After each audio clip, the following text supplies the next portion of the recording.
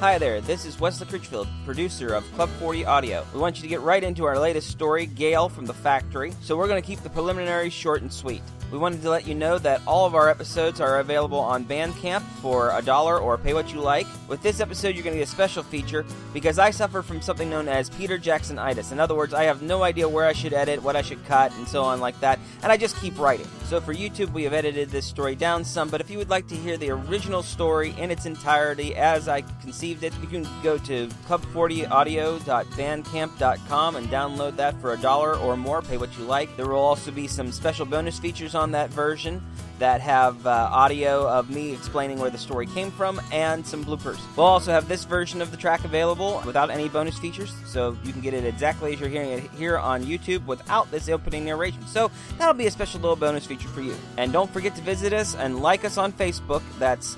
facebook.com/club40audio, the number 40 audio. All right, let's jump right into The Factory.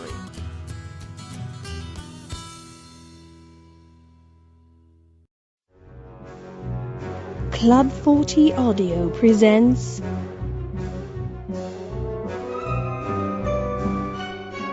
The Factory.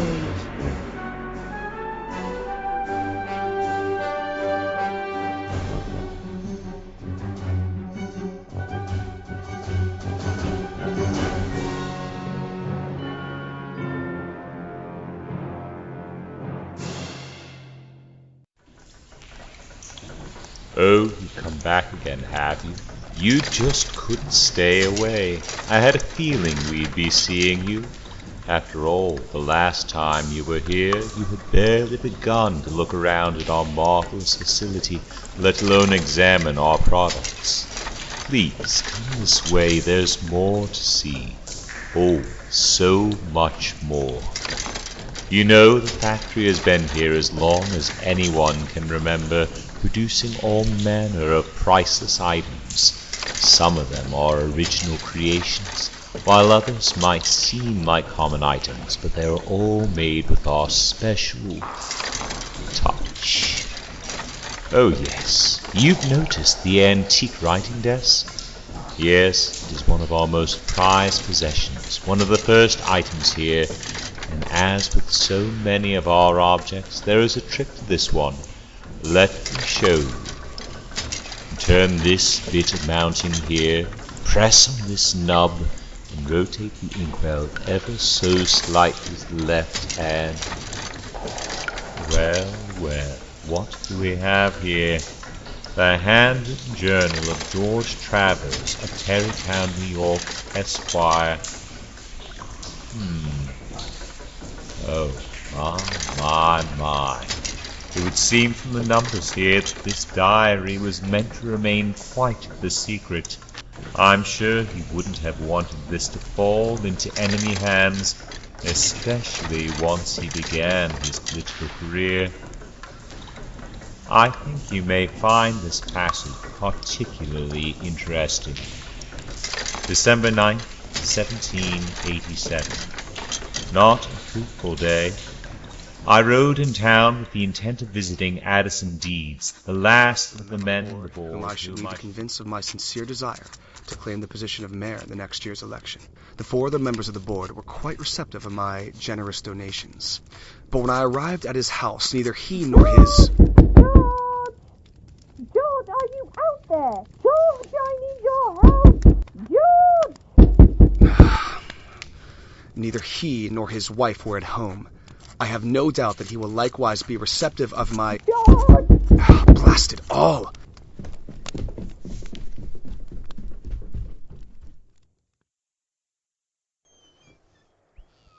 What is it, Agnes? George, dear, won't you come in and read to me? I'm so lonesome. There's positively nothing to do stuck in this bed. Well, dear, I am sorry, but I have a lot of important business to take care of if I am going to become the mayor next year. There are letters to be written, forms to be filled out. Oh, I don't care about all of that. I don't want you to be mayor anyway. If you are to be mayor of Tarrytown, then who's going to take care of me while you're away all day long? You could try getting out of bed, Agnes. The doctor told you nearly 6 months ago that your legs should be perfectly fine now. and all that remains is for you to get out of bed and walk on it, to build it back up. I can't get out of bed, George. You know that. You know how it pains me. Every time I try to put weight on that leg, it screams out in agony. Well, Agnes, there is little I can do. You ran off sweet little Margaret, who I hired as a housekeeper to help you.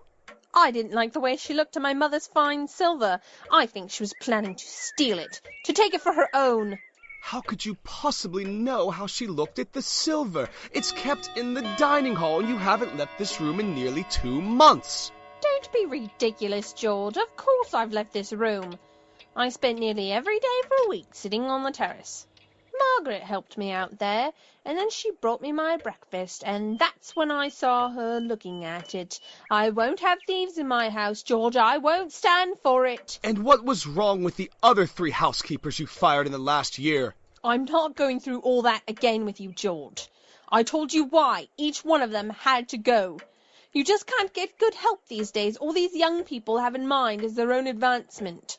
Why, when I grew up in England, back home, we could always find young people lined up outside the door, ready to wait on you, hand and foot. Never in all My wife becomes more and more of a nuisance with every passing day, pounding with that infernal cane on the wall. If I sit down to add up the numbers in a ledger, she is pounding. If I go downstairs to the kitchen, pounding. I try to work in the garden, pounding, pounding, pounding. George, come here.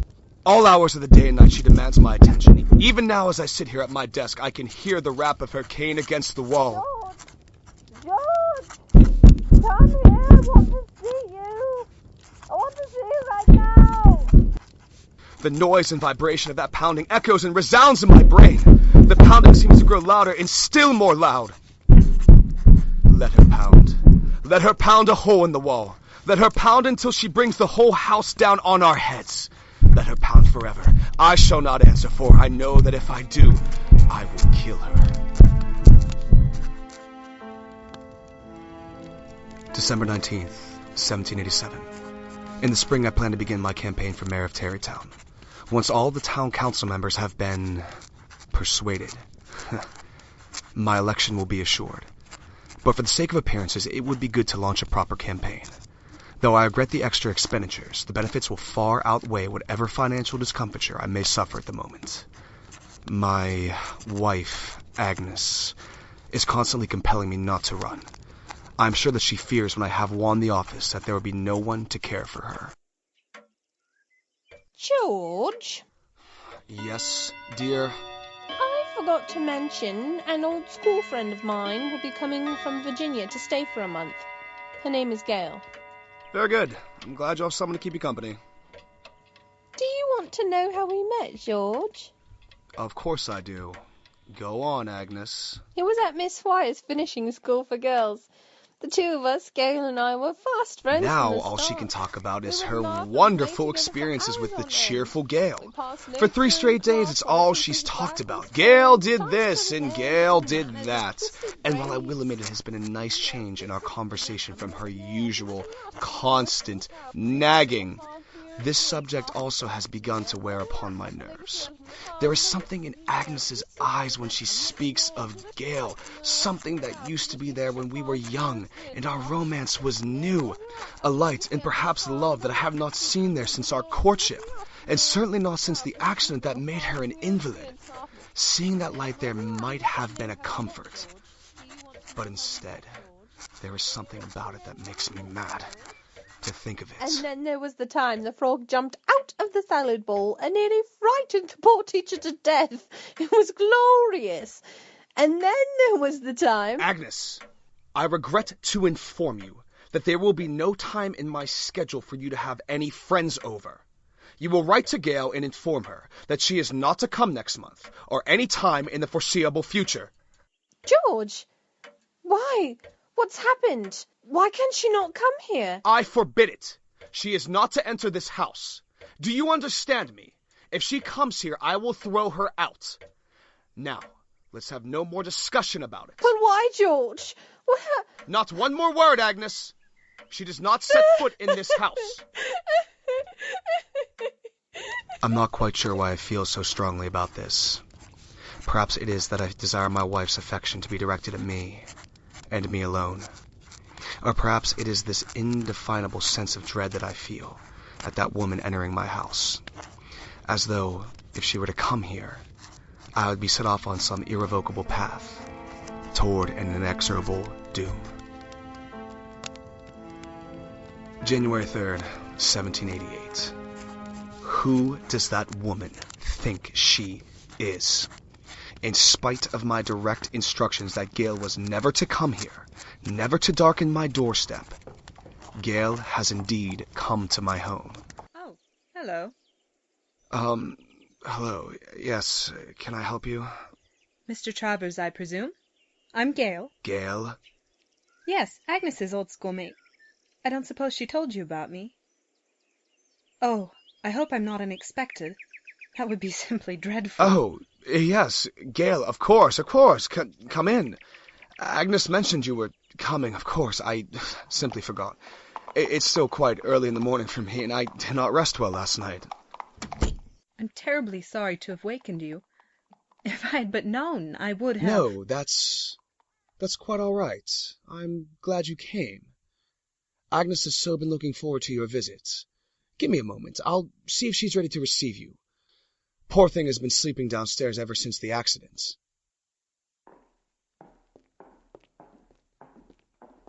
Agnes, are you dressed? Of course I'm dressed. I've been up since... Oh, Gale!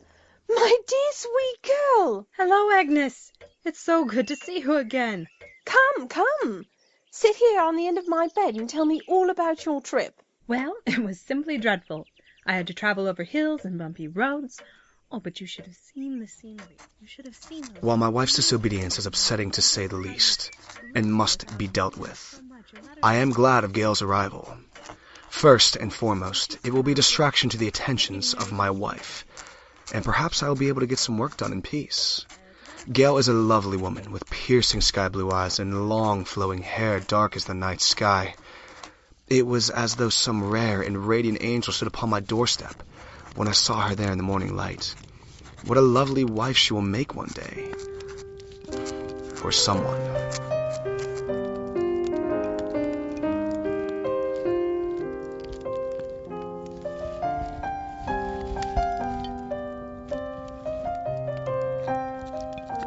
January 8th, 1788.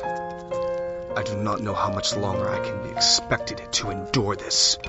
GALE has left our home to retrieve some goods in town.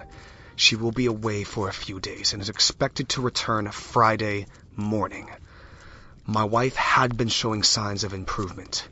Her humor had returned, and she seemed to be recovering for the first time in nearly 2 years. But when GALE left, it was as though a cold wind blew through this house, a destructive force blowing the entire structure of my happiness away.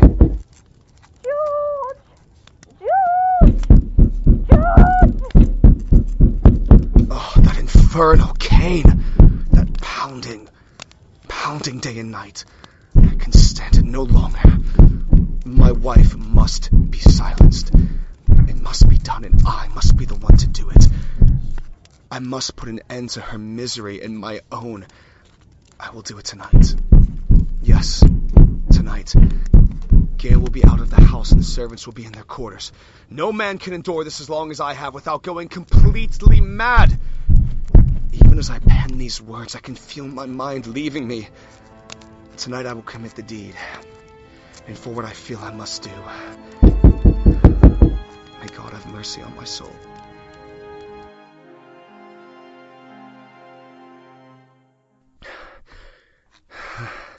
It is done.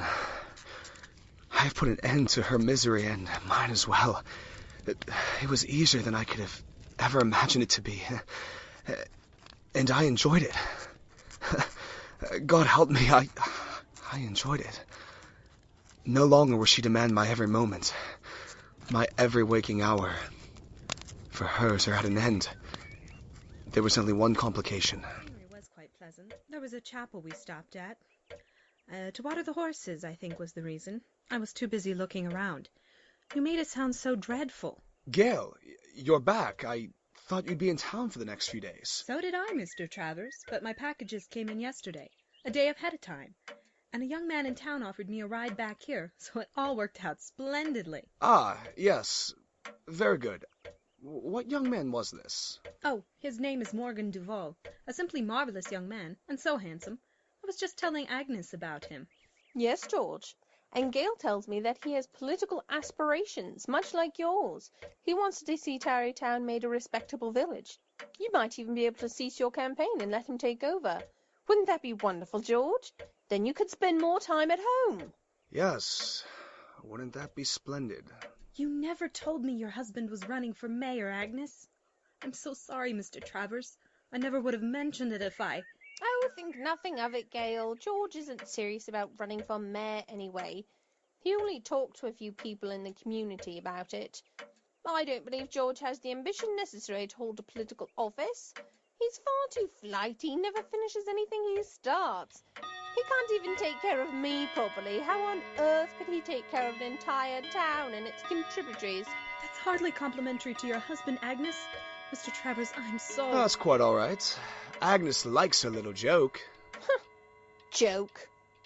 Besides, a little competition is good for a town like this.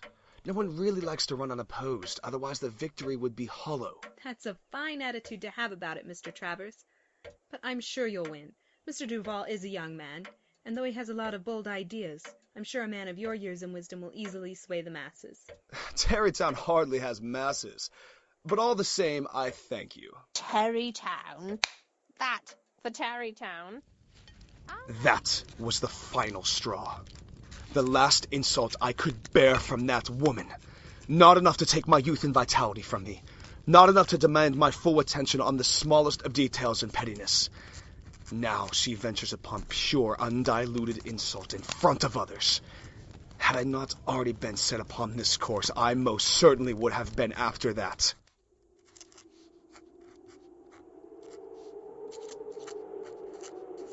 It was in the very darkest hour of night that I set about to commit the deed. Nothing stirred within the walls of my home. Outside, the wind howled as it rushed around the house, groaning through the small cracks in the walls and rattling the windows. I was glad of the wind this night. It would have been simple enough to do had Gale stayed in town. But now the wind might cover up any sound that was made by the dark task upon which I was set. I left my room and quietly walked down the hall, looking in upon Gale as she slept. Her room was next to mine, as far away as possible from the downstairs room, where my wife lay dreaming. She lay there peacefully in her bed, on her back, fast asleep. Her beautiful long hair fanned out around her like a black halo. As I opened the door, she stirred slightly in her sleep, and I feared for a moment she had heard me. But then, when no more sounds were forthcoming, I was quite sure she was in a deep and beautiful sleep. A sleep such as I have not enjoyed for many a year, and may never again. Closing the door, I crept quietly down the hallway, and down the stairs to where my wife lay.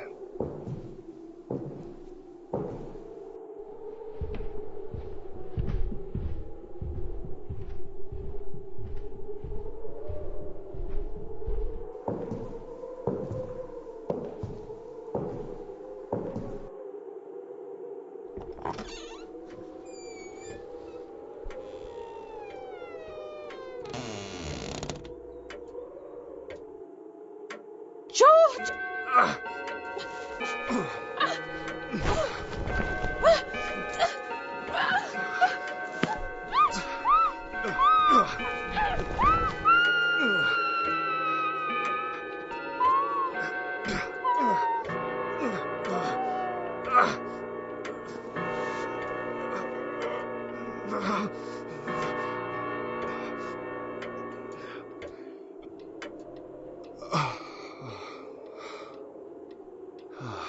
It was done. She was dead. She was stone dead. It had been even easier than I could have possibly imagined. I overcame her as a lightning bolt overcomes the night sky. She struggled as only the dying can, Back when we first met, she might have been able to put up a moderate resistance, but because of what she had let herself become, a fragile little waif of a thing, from staying in bed for nearly 2 years, she could hardly resist her own demise. When I was certain she would never move on her own again, I removed the pillow from her delicate little face and lifted her back onto the bed. I arranged the sheets around her so that she might simply be sleeping. I laughed to myself when I thought that it might be the first time in years when she actually had been silent in my presence. Her endlessly clucking tongue was now just a rotting piece of meat inside her head, and it would never trouble me again. In the morning, the servants will find her. I left no clue that might betray me. For the first time, I am confident that all will be well. Nearly confident. There was one little thing, perhaps. A fly in the ointment. As I arranged the sheets around her, I heard a small sound from the hallway. No! When I stood and walked to the door and looked up and down the hall, there was nothing but darkness in that corridor. It might have been nothing more than the house settling, or perhaps the door was not quite sitting properly on that hinge. But if it was what I fear, if GALE knows what I have done, then tomorrow I will have one final task to take care of before I will finally be at peace.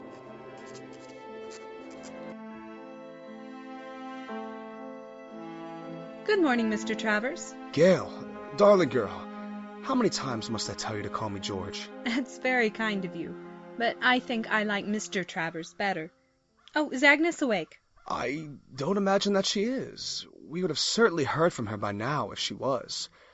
Why don't you come into the dining room and have some breakfast? I'm certain the servants must have breakfast prepared by now. Oh, no, that's quite all right. I'm not hungry, but I think I shall attempt to rouse Agnes. It's nearly 10 o'clock, and she must be awake by now. Come along, Agnes. It's nearly 10 o'clock. It's a beautiful winter's morning. The snow is on the ground and... Agnes? George! George! Oh, Mr. Travers, come quick! Something is terribly wrong! I say, what is the matter? Agnes, will you have the goodness to... Agnes? She's cold and pale. I don't think she's No. breathing. No.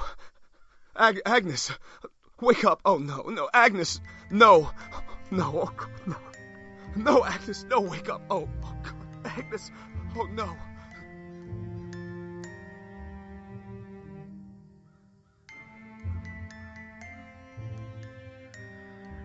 There can be no doubt, Mr. Travers, that she died sometime during the night. But, Doctor, how? She seemed to be getting better. She was even contemplating getting out of bed. Well, 'tis hard to say without surgery, but near as I can tell, her body simply gave out and decided to stop breathing. She's been sick for a long time. There's any number of things that could have caused it.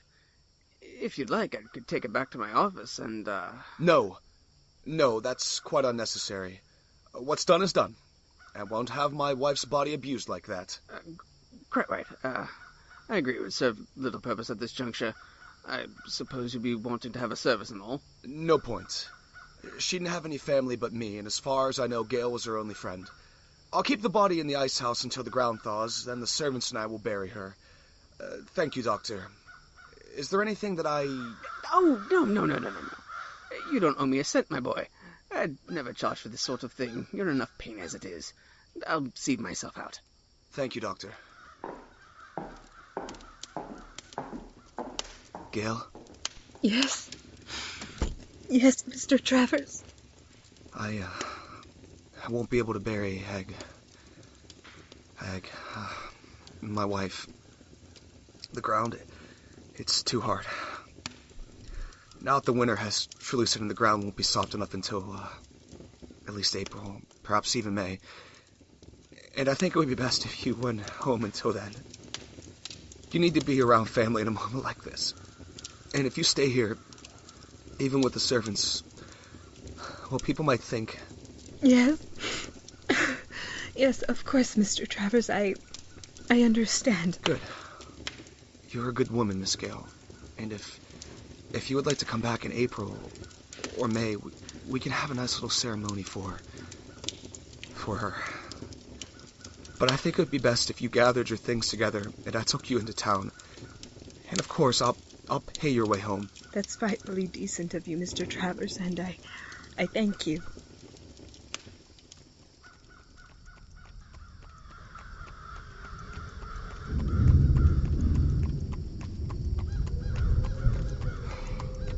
It's frightfully cold today, is it not? Yes.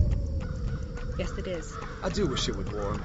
This has always been my least favorite time of the year. The cold. It gnaws at the bones. It makes one feel as if their entire body were being held in a massive vice. Are you quite bundled up enough? I do have an extra blanket or two under the seat if you need it. No, I'm all right. Yes, I certainly do wish it would warm. But I don't think it will. See that over there? Those heavy clouds? There's snow in them. Yes, I believe that will shape up to be quite the nor'easter. Wouldn't want it to be caught out here in that. Mr. Travers, could we please not talk? Why, whatever is the matter, Gale? Just isn't decent, Mr. Travers.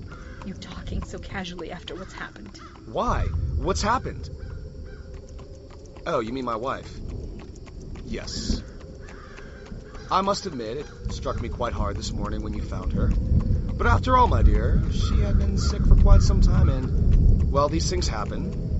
And we all have to go sometime. Gale, I was wondering, when you come back here in the spring for Agnes's funeral, I was wondering if you might not consider staying a while. I have grown awfully fond of your company. And with Agnes gone... Mr. Travers, not 1 hour ago, you were concerned with the possibility that people might perceive impropriety in my staying here. And now, you suggest that we deliberately engage in that exact impropriety. Your wife is not 12 hours dead, and already you seek a new one. There would be no impropriety, Miss Gale, I assure you. Agnes will have been dead at least 4 months when you return.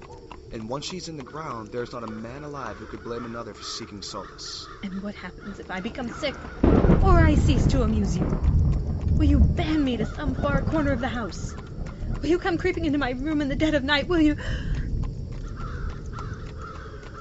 12 hours. What's that? 12 hours dead. That's oddly specific, don't you think? I don't know what you... Yes, you do. You said my wife had not yet been dead for 12 hours. Now, how could you know a thing like that? The nearest the doctor could say was sometime during the night. And yet you were very specific just a moment ago. How could you know such a thing? It was just a guess. No, it was not. You had a very specific idea of what time of night Agnes passed. And you were very specific because you didn't have to make a guess because you knew. You knew precisely. I'm sure you had your reasons, George, dear. I'm certain she was a frightful bother. You must have suffered so much in the last 2 years. One could hardly blame you. And after all, it was a mercy. A kindness, you might say. Putting that dear woman out of her misery. You understand. I knew you'd understand. Oh, Gale, you are the most wonderful woman in the world. Yes, George, dear, I understand. And if in a few months you really would like a new companion, why, any woman would be honored to have you think of her as worthy. And the law? Oh, you needn't worry about that, George, darling. I will never speak a word of it to anyone. Oh, Gale, I believe you. I know you won't. Never say anything again. No.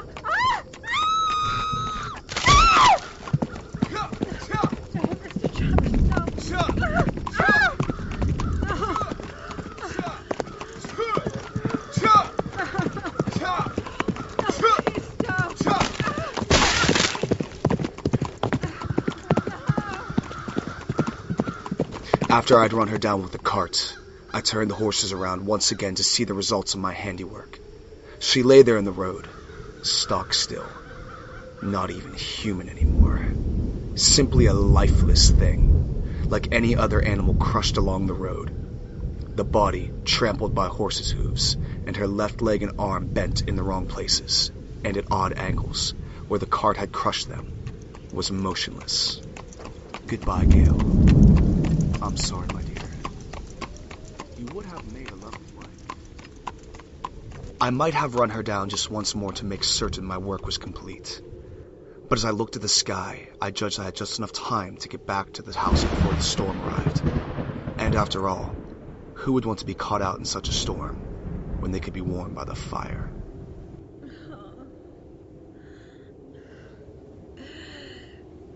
Oh. No. I was worried for a while that I might have been wrong, that somehow she might have survived.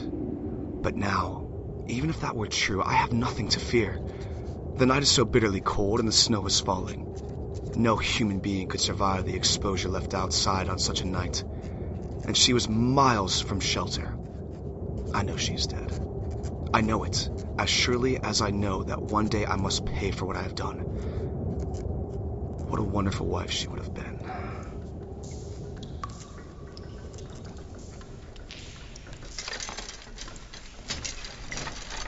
Oh dear, it seems there's not much more written about Gale. Ah, here we are, a newspaper clipping. In the terrible storm that held Tarrytown in its grip for the past few days, only one casualty has been reported. The body of a woman has been found near a tree nearly 3 miles from town. She was frozen hard as stone. Her left arm and leg were broken. It seems that she met with some terrible accident. The ends of her fingers were quite lacerated, as though she were trying to use her fingernails to carve a word into the base of the tree, but no distinguishable words were found. How sad. Oh, and on the back of that clipping is the obituary for Mrs. Agnes Travers. Mr. Travers seems to have done quite well for himself according to the numbers recorded here. Oh, not quite so well as one might hope. Oh my, it does seem like his fortune took quite the downturn, and he lost the election. What a pity. Oh, now this bit sounds interesting. 1 year later, to the day after the deaths of Agnes and Gale, January 14, 1789. Blast this accursed winter. It set on so early this year. If I had but 2 more weeks, my crops would have been successful, and I would not have had to let the servants go. Now the house is empty, and the cold wind outside whips and wails around the house. From my desk, as I look out the window, I can see the storm clouds rolling in. They are heavy with snow. January 16th. If only I had won that blasted election. I would be living in town at this very moment, not cooped up in here, miles from maid or a decent meal. Since the servants were dismissed, I've had to cook for myself. And while the food is not inedible, it lacks anything that can be called satisfying. I was never the best of cooks. There was always someone else to do that for me. If I had won, I could have afforded to have someone else run this blasted farm. Agnes was right. We really should have traveled south and left this disgusting village behind us. I've had to stoke the fire for myself for the last few days as the snow has continued to fall. It's piling up higher and higher. If this continues, I shall hardly be able to get out of this house. The storm seems to be sitting on my land. I know this cannot be the case, but the clouds don't seem to have moved an inch in quite some time. They don't even seem to change formation. But this can never be true with all this wind. The wind seems to press and lean against the house, trying first one wall and then the next. It finds little holes and whistles through. If I were a nervous man, I might be inclined to think those whistles were screams. The wind screaming at the house.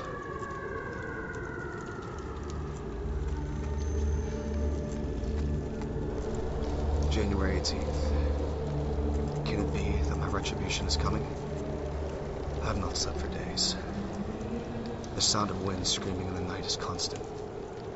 The house shifts and creaks like an old wooden ship. Sometimes I think I hear a voice in the wind. The wind rattles the doors of the house as though it were trying to get in. The snow is piled up against the windows on the first floor, so that to be able to see the least bit of sunshine in daylight hours, I must retreat to my bedroom on the second floor. Can it be that my retribution is coming? I hear her. At first I thought it was only the wind, only the sound of the storm.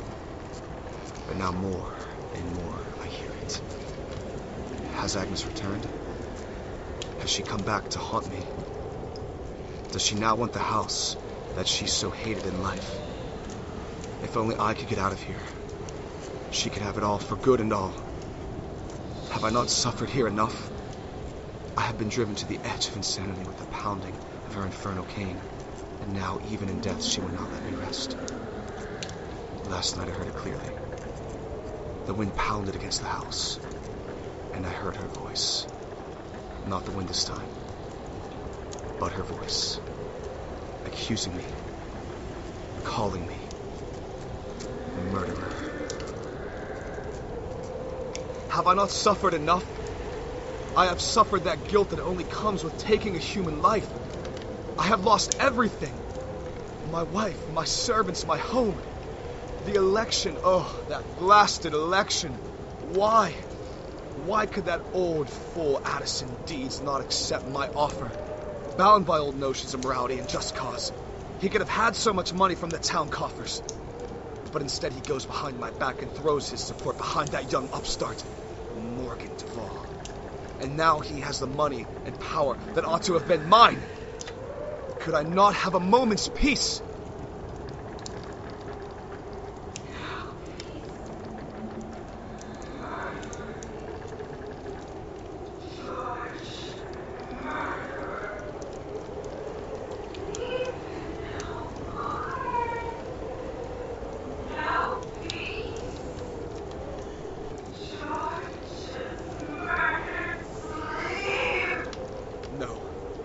No, no! It's her! Oh, dear God, the voice! It's not my wife! It's not Agnes!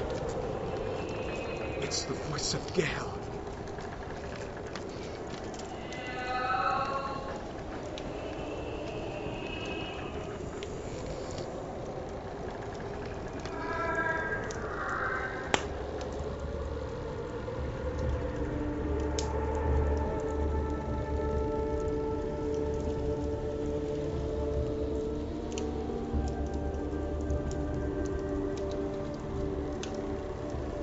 January 18th. The snow has stopped. The clouds are gone. But the wind remains. I cannot even begin to try to escape this house. The snow has covered every door. I have no shovels to even begin the work. They were all kept in the shed next to the outhouse. Yes. I have not even been spared that indignity. I've had to resort to using those measures that were once used by Agnes for the relief of the body. My only hope is that soon someone from town will come out here to rescue me.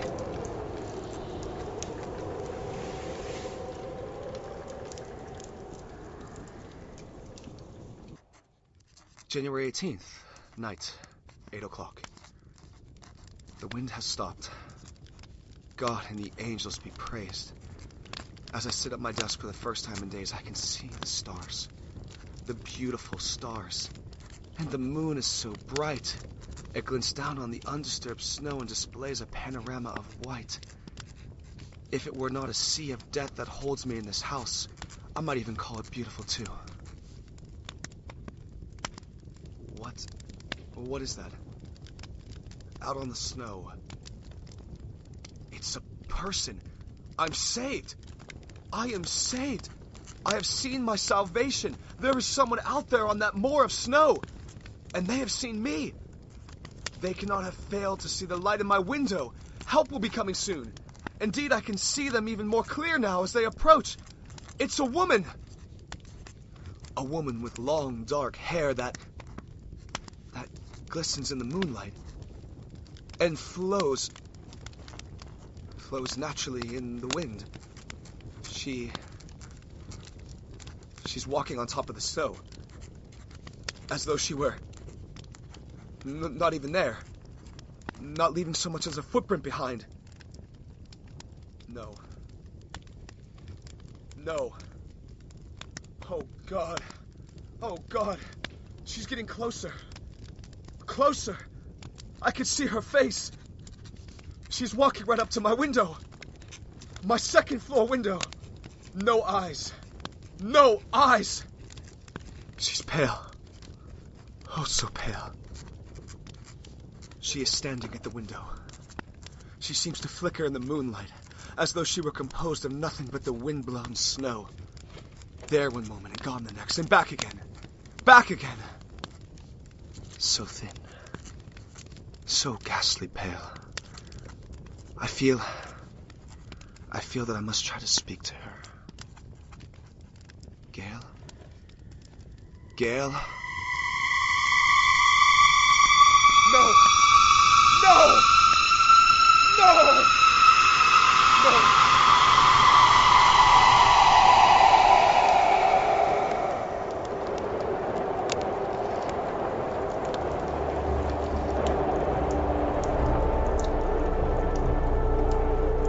January 20th. Frost covers the windows of my home.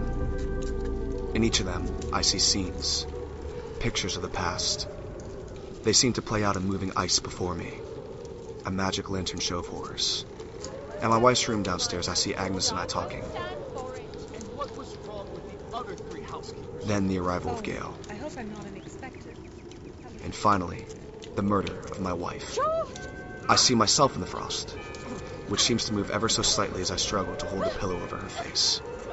In the hallway, I see myself opening the doors, letting that accursed woman into my house for the first time. If I'd but known, I would have. No, that's quite all right. In the windows of the room where she slept, I see myself pushing her from the cart. Again. And in the window in my room, before the desk where I sit, the ice seems to form and coalesce into one word. Murderer. The wind blew particularly hard last night, and it cleared away the snow from my front door. Just enough so that I may exit. It cannot be coincidence.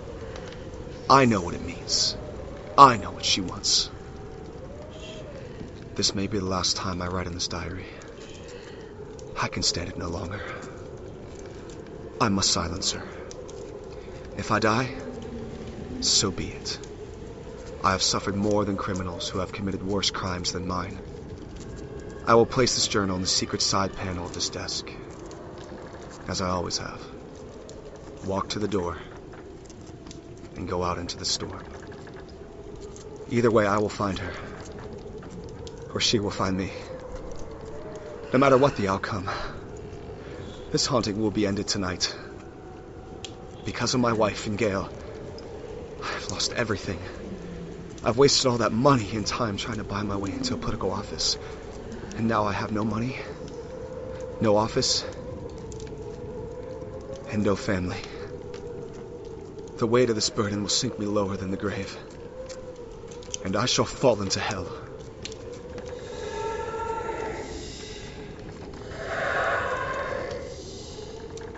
Yes, Gale, I am coming. It is hard for me to kick against the pricks.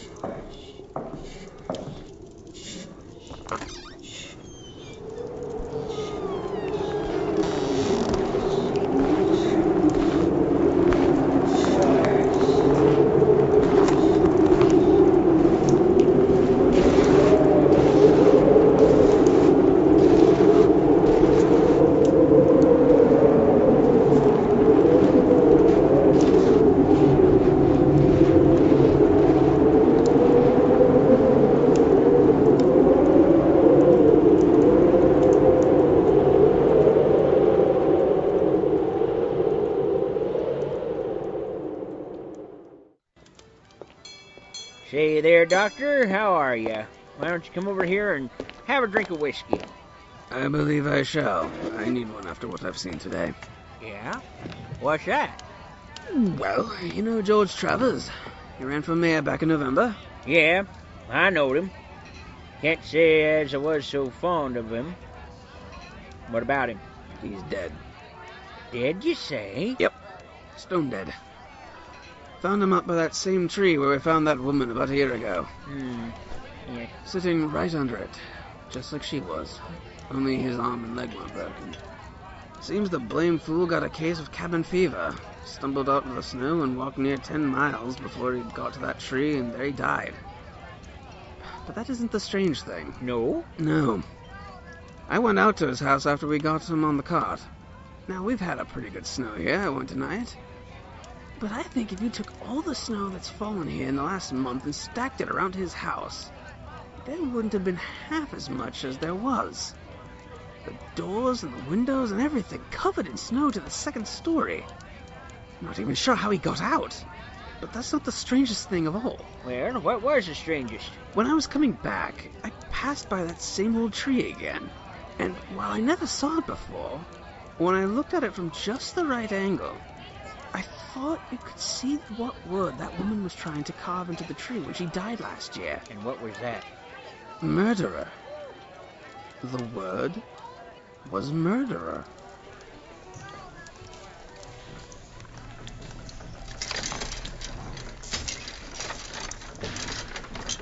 On dark winter nights, when snow falls and the wind whistles through the valleys and hollows near Tarrytown, it is said that the ghost of a woman in white stands by the broken, hollowed-out trunk of a long, dead tree, calling out warning and death to those who do not find shelter from the storm. But perhaps it's nothing more than legend. It seems that George Travers was not quite the politician that he thought. When he ran for paradise, he lost the big election. It reminds me of the words of Ralph Waldo Emerson. Commit a crime, and the earth is made of glass. Commit a crime, and it seems as if a coat of snow fell on the ground, such as reveals in the woods the track of every partridge and fox and squirrel and mole. You cannot recall the spoken word. You cannot wipe out the foot track. You cannot draw up the ladder so as to leave no inlet or clue. Some damning circumstance always transpires. The laws and substances of nature, water, snow, wind, gravitation, become penalties to the thief. And speaking of penalties, it wouldn't do for you to be here when the sun comes up. The price might be more than you are willing to pay. And we wouldn't want to see anything happen to you or your dear friends. So look alive, as they say, and see your way out. But come again any time tonight. We'll always be here at the factory.